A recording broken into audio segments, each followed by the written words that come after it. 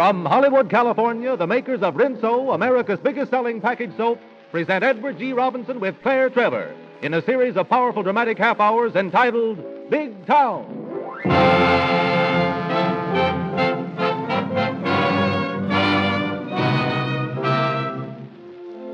Big Town is not a place you could point to on the map. It is a fictitious city, and all the characters in Big Town are fictitious. Any similarity of names or events to living persons is purely accidental. Playing a vital part in the life of Big Town is the Illustrated Press, the town's biggest and most powerful newspaper. And at the helm of that newspaper is Steve Wilson, the dynamic managing editor with an insatiable thirst for more and more circulation. On the same paper, interested in her work, but more deeply interested in Steve Wilson, is the young and pretty society editor who writes under the name of Lorelei. Steve Wilson is played by Edward G. Robinson, who did such brilliant work in Little Caesar and Kid Galahad. Lorelei is played by Claire Trevor, conspicuous for her characterizations in Maiden Lane and Dead End. There's no denying that there's drama in the newspaper business, but there is just as much drama in the home, drama that very often borders on tragedy. The drama of the housewife with her 1,001 duties, including washing clothes and washing dishes. But that drama can be joyous and have a happy ending if you use the new 1937 Rinso, the biggest selling package soap in America. Rinso makes a merry task out of washing clothes or dishes because those Rinso suds are the liveliest, cheerfulest, most industrious suds you ever saw. They cut your work way down. They do away with scrubbing and boiling. And when you see a large pile of soiled clothes or soiled dishes, just think of Rinso, and there'll be a smile on your face instead of a scowl. The scene of our story is the offices of the Illustrated Press, a boiling cauldron of activity, a bedlam of noises. Everyone upon his toes, rushing, hurrying, grumbling, grunting, shouting, swearing, trying to keep up the mad pace set by Steve Wilson, the managing editor. Professor Gardner has just been awarded the Nobel Prize for Literature. Give it a paragraph and stick it on 10. Peggy Sheridan, a chorus girl, just won a beauty contest at Coney Island. Make it 2 columns and spread it on the front page. There's a guy outside with pictures of a couple of Rembrandts just found in Holland. Not interested. There's another guy outside with a new comic strip for kids. Send him right in. Okay. What are you doing for Sunday feature? How about a 2-page spread on famous inventors? Too tame. Make it famous gangsters. Righto.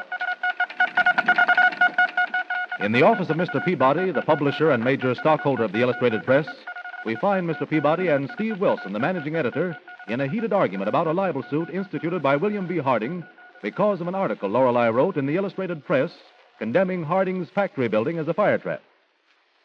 Peabody, that quick double across you gave Lorelei is going to cost you just exactly $100,000. Now, you listen to me, Steve. If this paper does go bankrupt paying libel judgments, it's your fault. Sure. I expected that. Peabody, you wouldn't stand up at your own hanging unless you were supported. But this time you're lost. I'll fire Lorelei and... Sure, you'll fire her. Good riddance. But you'll fire me, too. Peabody, stock in the Illustrated Press is transferable. I'm going to make Joe Donahue, the bartender at Parry's, your partner. He's the greatest mixer of cheap jags in town. Cheap jack? Yes, cheap jags. Peabody, you gave Lorelei the lead on that story because you knew she would eat it up. And when she saw that Harding's factory was a fire trap, she exposed it because it's the sort of thing she likes. I'm not running a mutual admiration society. I'm running a newspaper. We're running a dirt sheet, and you know it. You knew Lorelei wouldn't dig out the real facts back of that story on the Harding factory fire violation. She thought you were on the level. I am. Yeah, so was Dillinger. Now, be careful. You can't afford to lose a job. Well, you know what you can do with your job. Now, try to be calm, Steve. It's all very simple. We fire the girl Lorelei, and Harding withdraws his libel suit. We fire you, and I may have a chance for a seat, at least in the last row of St. Peter's Auditorium. I think you're getting unduly excited, Steve. No, I'm not excited. If you must know, I'm slowly going mad. Take it easy, Steve. Take it easy. I don't want you getting a nervous breakdown. Oh, don't worry. I'll probably go on writing these shame columns until Beelzebub calls his chief disciple, Steve Wilson, home. You know why? Because you're a newspaper man, Steve. A newspaper man, my foot. I'll tell you why. Because you were smart enough to declare me in on the profits of your cheap, bawdy paper. We've been doing very well, Steve, thank God. And thank you. Oh, don't thank God and don't thank me. Thank the things that are able to take a man and turn him upside down and inside out. Thank those perverse appetites that are able to make a human being feast like a vulture on the ills and misfortunes of his fellow men. Oh, I wouldn't say such things, Steve. No, you wouldn't. You've learned how to calm your conscience into accepting lies and suicides and hatred as normal. Now, listen, Peabody, you stay away from my side of this racket, and especially Miss Lorelei. You double-crossed her. Now, wait a minute, Someday Steve. I'm going to give the Peabody closet such a shaking up that the rattling of those skeletons will be heard in every corner of the globe. Now, remember that, Peabody.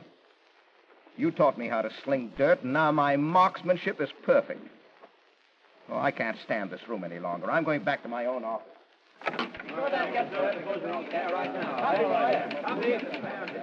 Oh, Mr. Wilson, Yes, Miss Foster? Miss Lorelei is waiting to see you in your office. Oh, thank you. I'll go right in. Hello, Lorelei. I'm sorry I kept you waiting. Just been talking to St. Peabody. Oh, that's all right. But I'm going to get right down to business. Lorelei, you're a fool. Well, that's a pretty business. I didn't know you were a psychoanalyst. Well, Peabody made a sucker out of you. Well, he's been making a sucker out of you for a good many years. But that has nothing to do with the spot you find yourself in. I know. Peabody told me the happy news that I'll cost the paper $100,000 in a libel suit because of that article I wrote on Harding's factory. Well, Peabody was born a liar, is a liar, and will lie on Judgment Day. Harding is out to get Peabody. That's why Peabody gave you the lead on that story. I wrote it on Peabody's fact. Yes, I know you did. Oh, and a great yarn, too. Yes, ma'am, you made that piece sizzle. Congratulations. For getting into a libel suit? Oh, no, for getting the news. You wrote the best piece the big town has read in a long time. Well, it isn't worth $100,000. Oh, sure it is. That was a great head, Lorelei. Mr. Harding's Inferno. A great head for describing the factory Harding owns. Mr. Harding's Inferno. You know, I like that. Yes, ma'am, I like that. Well, Harding doesn't. Now, look, Lorelei. Let me give you the lowdown on the Peabody-Harding feud. They know each other? Certainly. Peabody hates Harding because Harding is no phony. He's on the level. They meet on charity boards and church councils. Peabody is always trying to sell real estate to some charitable institution at 5 times what it's worth. Harding is always trying to stop him, and does. The hypocrite. It's Peabody who should be exposed by the illustrated press, not Harding. Oh, and leave ourselves open for the DA's office to clamp down on the paper? That factory is the worst fire trap that Sure, Lorelei, sure. It's Inferno with a capital In. It's the devil's oven. And it was conceived and built and executed by a Peabody. Not by... No, not by our benefactor, St. Peabody, the public-spirited owner of the illustrated press, but by his son-in-law. Oh. Harding owns nothing. He's a stockholder in the bank and holds a mortgage on the factory. He's innocent. Well, I took Peabody's word for it that Harding was guilty. Well, you'll know better next time. You'll know that Peabody has no word, no honor, no friends. No, not even worms waiting for him at the end of the journey. He can buy men and women to carry out his filthy schemes. Yes, you're right. He can buy me to do his dirty work for him. Well, he can't buy me. An excellent bit of heroics, but futile. You can't quit. Why can't I? Because you'll be double-crossing me. Now, I need you, Lorelei, now more than ever. If you quit, Peabody will offer you up to Harding as a sacrifice. Sacrifice? Sure. He'll paint you as a scatterbrained society girl, a sweet-scented Lady Bountiful who came out of society to interfere with the smooth course of journalism. He'll tell everyone he fired you. But I quit. Sure you did, but he won't tell that to Harding. How can you stand such a man all these years? I can't. And I can't give up the luxuries I don't need, but have trained myself to enjoy. Vicious habit. Why don't you tell him what you think of him? I did, Lorelei, I did. And every time I tell him what I think of him, I burn a candle for my soul. And now, Lorelei, if you promise to stick, I'll go up and tell Mr. Peabody, symbol of cockeyed justice, just what I think of him. Oh, you mean his lawyer, Mr. Yes, Salsa? Mr. Salsa. Will you promise to stick? I promise. Okay, I'm on my way. Good morning. Is Mr. Salsa in his office? Yes, Mr. Wilson. Go right in. Hello, Steve. How's the mighty editor? Come on, cut it out, Salsa. You've got a job to do, and a very important one. Get us out of this Harding libel suit, or you'll be minus a scalp. But we haven't a leg to stand on, Mr. Wilson. We libeled the man. Say, whose lawyer are you, Salsa? Ours or Harding's? Come on, get us out of this. I can't. Listen, Salsa. I had a nice editorial all ready to print in the Illustrated Press as the start of a campaign to make you a judge, to tell how able a lawyer you are and what a fine, upright judge you'd make. Peabody's already talked to the boss downtown. You were all set to spend the rest of your life in judicial cold storage. But now all bets are off. Do you understand? All bets are off. Well, can I help it that Mr. Harding has led a clean life? He's a respectable... Respectable. Respectable is a relative term. There must be a slip somewhere. Yeah, but he's never slipped. Well, then he must be a horrible bore to someone. Someone must be sick and tired of him. How does his wife stand him? She loves him. Yes, I know, but that doesn't mean that she stands him. Oh, besides, that's out of your department. That's Mrs. Corbett's department, Advice to the Lonely Hearts. That gives me an idea. I'll use your phone. This will only take a minute. Lonely Hearts Department? Steve Wilson talking. Tell Mrs. Corbett to go to my office as soon as she can and wait for me. Tell me, Salsa, was there ever a divorce in the Harding family? My office investigated that angle thoroughly. There are no divorces. Well, then we'll make one. Make one? Yes, manufacture one. Create one, fix one. How? Well, that's your business, my upright judge, not mine. You know the ingredients. But look here. Well, look here, nothing. Now send me your best investigators. No detectives. Investigators. There's a difference. One finds news and the other gets it. I understand. Good day.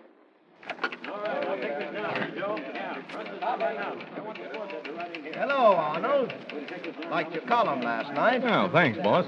How about a raise? Got a new kid, the cutest little kid. Well, congratulations, Arnold. I'll send it through for you. Gee, that's great. Oh, and by the way, come into my office, will you? I want to talk to you. Okay. Now, Arnold, I'm going to make this short. I heard that the Hardings, William B. and his wife, are having tough sledding. You mean the socialite Hardings? Yes? Say, boss, that's so hot you can start a fire at the Stork Club with it. I'll spread this one, boy, and will Peabody like it. Now, take it easy, I don't want a big story, Arnold. It isn't worth it. Just an interesting line, something like this. Is it true that the Hardings, socialites, are throwing sticks and stones at each other and are about to renovate it? Then ended like this. Too bad. Nice people shouldn't do such things. Thanks, boss. That saves me writing it. Now, goodbye, Arnold, and I won't forget that baby needs a pair of shoes. You'll find it in the pay envelope. Thanks, boss. And throw in a bottle of scotch, just in case baby catches cold. Hello? Miss Foster. Yes, Mr. Wilson? Get me Charlie in the morgue. And tell him I want all the clips on the William B. Harding. Yes, sir, right away. Come in. You sent for me, Mr. Wilson? Yes. Your lonely heart space, Mrs. Corbett, has been very interesting. Thank you. May I make a suggestion? Always received gratefully from you, Mr. Wilson. I want you to get me a picture and a story, a signed story, by Mrs. William B. Harding, president of Help a Neighbor Society. A story on divorce. Of course, Mr. Wilson. I know Mrs. Harding very well. Yes? She's always glad to cooperate with the Illustrated Press. Well, now, that's fine. I wanted to cover particularly the relationship of stenographers to their employers as a reason for divorce. Yes? Mrs. Harding's opinion on domestic affairs is very important. It should make a very interesting article, Mr. Wilson. Come in. Oh, it's you. Now, come in, boys. Come in. Mr. Wilson. Well, good day, Mr. Corbett. Good day, Mr. Wilson. Sit down, Collins. Thanks. I want you to meet Kelly here. Oh, hello, Kelly. Hello. How do you feel, Mr. Wilson? Oh, fine. Say, I haven't seen you since the Miller case. You did a very good job then. I just got the evidence. You certainly did. Found it lying around when no one else could find it. Is this the same setup, boss? You know William B. Harding? The banker, the society guy? Yes. He wants $100,000 from the Poor Illustrated Press. Why, the robber. A libel suit, huh? Exactly. Do we get the usual bonuses for the right evidence if he calls it off? Oh, double, Collins. Double bonus. What's the matter with him? Well, it seems that Mrs. Harding wants some grounds for divorce. We'll accommodate the lady. How long do you think it'll take? About 2 weeks. 2 weeks. We'll tear down in 2 weeks what it took Harding 30 years to build up. Thanks, boys, and good luck. Mr. Peabody, like the British Navy, expects every man to do his duty.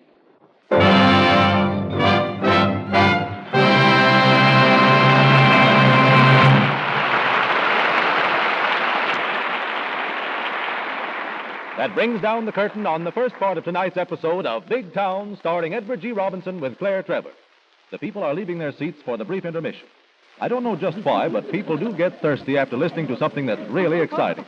And right now, there's quite a group gathered around the fountain in the lobby. That was the peach of a tagline, was it? Mr. Peabody expects every man to defend you. I wonder what's going to happen next. Isn't it exciting? Got a cigarette, Jack? Oh, hello, Mrs. Thompson. Hello, Jane. Oh, I think the show is simply grand. What I like about Mr. Robinson is that you can understand every word he says. Yes, he is a splendid actor. And so is Miss Trevor. Oh, yes. And that is, I mean, she's a splendid actress. I always thought she ought to be in radio. And I'm mighty grateful to Rinso for bringing us this program. So am I. But I'm even more grateful to the new 1937 Rinso for bringing me a cheerful wash day. What do you mean? Before I found out about Rinso, I used to be afraid to talk above a whisper on Mondays. Really? Bertha was always so tired and cross, poor thing. But now she has the clothes snowy white, on the line in no time at all, and a cheerful smile right through the day. You don't say so. Well, I'm certainly going to try this miracle worker right away. I've been meaning to for a long time. I remember now that the salesman who sold me my washer said that Rinso would give such wonderful suds. Yes, Rinso suds are marvelously rich and so long-lasting. Why, I wouldn't think of using anything else. Oh, tell me, have you seen Mrs. Carroll lately?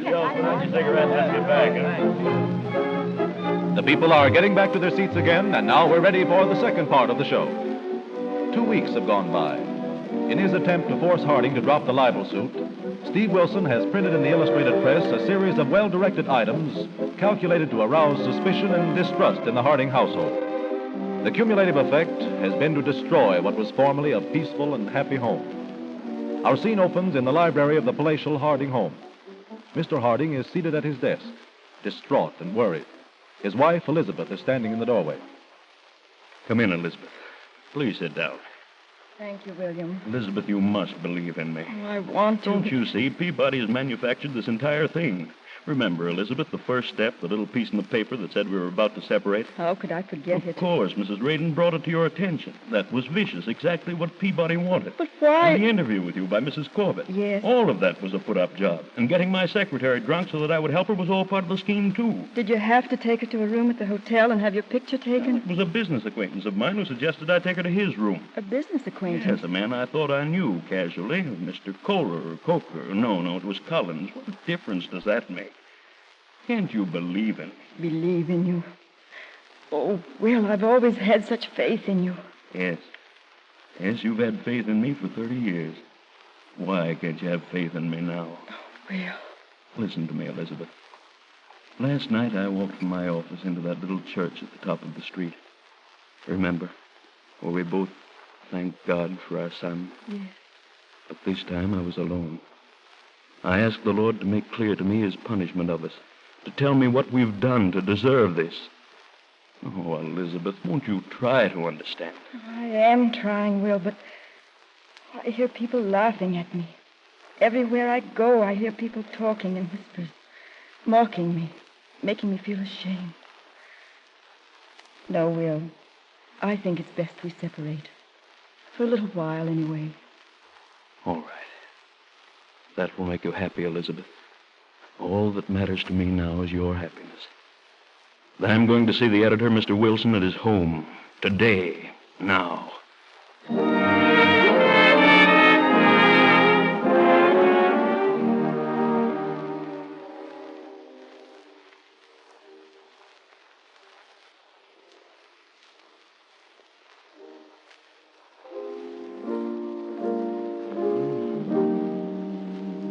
Steve, how can you go on playing that tune? Who has a better right, Lorelei? Well, you're a first-class optimist if you think anybody will abide with you after this, even God. He has abided with me so far. He has tolerated you.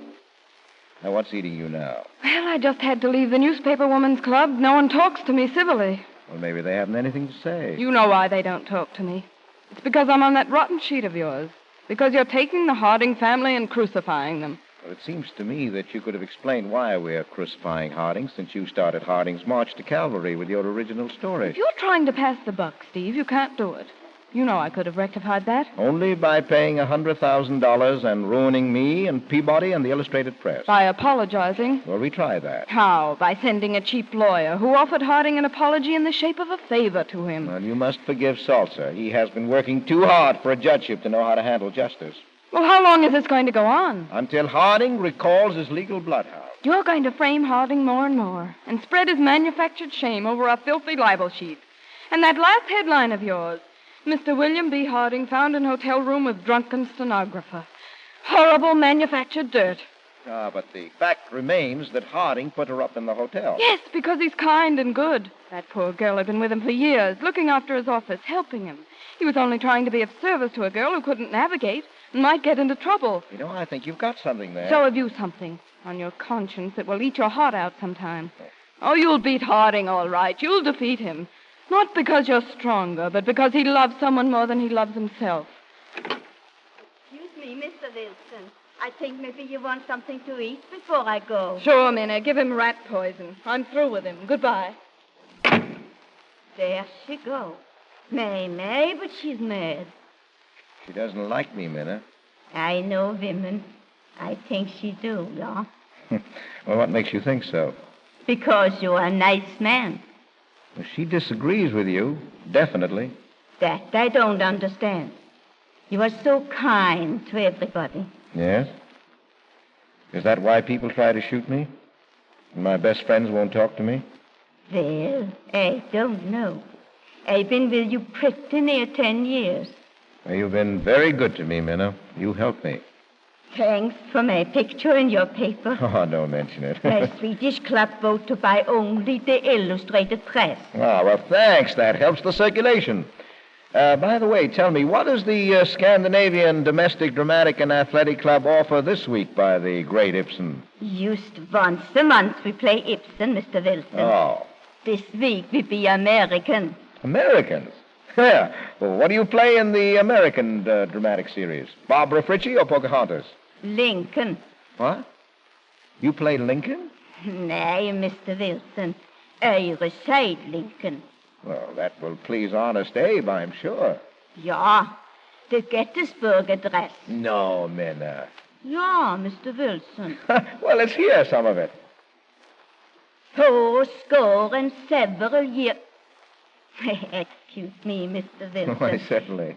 Start once more. Yes, go right ahead. 77 years ago, our fathers brought forth upon this continent a new nation, conceived in liberty and dedicated to the proposition that all men are created equal. Created equal. Tell me, Minna, do you really believe that? Sure, I believe it, Mr. Wilson. Sometimes they start, but they don't finish. Yes, you're right, Minna. Sometimes they start, but they don't finish. I answer the door, Mr. Wilson. All right, Minna.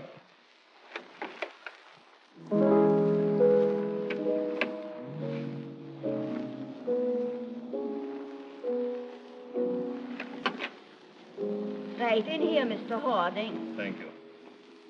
Mr. Harding. Oh, come in, Mr. Harding. Thank you.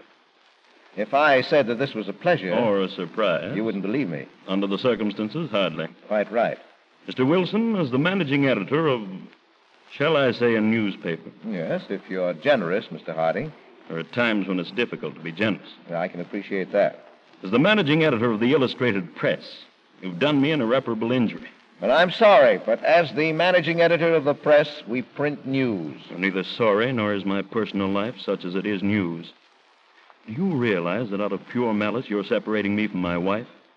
We've been happily married for 30 years. We printed the news. You printed a manufactured scandal to stop my suit against this paper. But if it was crooked, the courts will give you justice. There's no defense against such tactics as you and your sheet indulge in. Now, wait a minute. You expected us to give you $100,000 of the newspaper's money, didn't you? I expect nothing from anyone now, except my peace of mind, my wife back, and the respect you've stolen from me. Oh, then you will stop the suit. Well, that's very sensible. No, not sensible, but sensitive. You know, there should be some way by which you and your kind could be stopped. Some way by which the honest, decent newspaper fraternity could make you stop your blackmail under the guise of journals. You're unduly bitter. But I can't say that I blame you. But since you are willing to play ball with us, we will show you that the Illustrated Press doesn't deserve your characterization. We'll retract our story. Retract? Can you retract the harm you've done? Can you heal the wounds you've inflicted on Mrs. Harding, the degradation of my poor secretary? Can you? Well, tomorrow my paper shall carry a special article on the divinity of forgiveness. And the front page will carry a story of your qualities in the past. Charity, respectability. Oh, yes, and a statement that the Illustrated Press has made an unfortunate mistake. Unfortunate mistake? Hatched a foul scheme to bring me to terms, to make me cringe and beg for mercy in spite of all my rights. Because those I love are dearer to me than my own pride. And as for Mr. Peabody and myself, believe me, Mr. Harding, we humbly apologize. I don't want your apology. I want back my peace of mind. I expect to see you rectify this filthy business as much as you can in your yellow sheet. My lawyer will immediately discontinue my action. The suit will be wiped out. But how about your conscience, Mr. Wilson?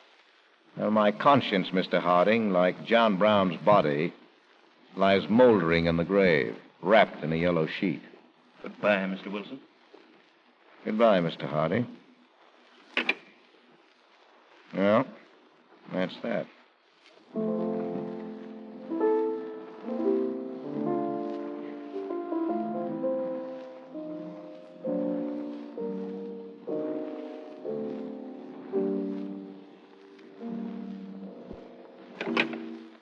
Lorelei. Yes, I came back. I saw Mr. Harding go. Yes, and now you see what he left behind. What? The greatest faker in the world, washed up.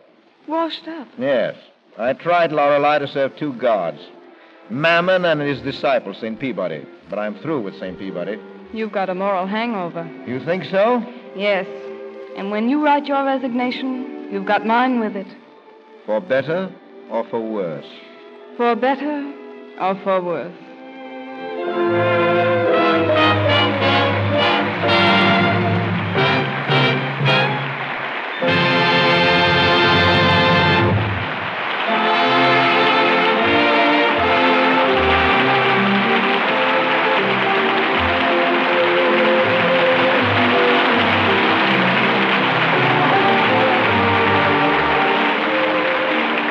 That brings down the curtain on the second episode of Big Town, starring Edward G. Robinson with Claire Trevor. Not many years ago, there was a popular song called I'm Forever Blowing Bubbles. A housewife who was adept at parodies took hold of it and changed it to I'm Forever Washing Dishes. And there was a lot of truth in it. To many housewives, it seems as if they are forever washing dishes. But not to those who use the new 1937 Rinso. Because using Rinso in the dishpan is like having extra help in the kitchen. Those Rinso suds go places and do things. They'll get rid of grease and dirt in a jiffy. And yet they are so gentle, they won't make your hands red or rough-looking. Try the new 1937 Rinso in the big green and yellow box. Use it for dishes, the week's wash, and all your household cleaning. Included in our cast this evening were Baudelaire Rosing as Minna, Hanley Stafford as Peabody, Lou Merrill as Mr. Harding, Helen Brown as Mrs. Harding, Don Wilson as Arnold, Paula Winslow as Mrs. Corbett, Victor Rodman as Mr. Salzer, and Joe Kearns as Colin.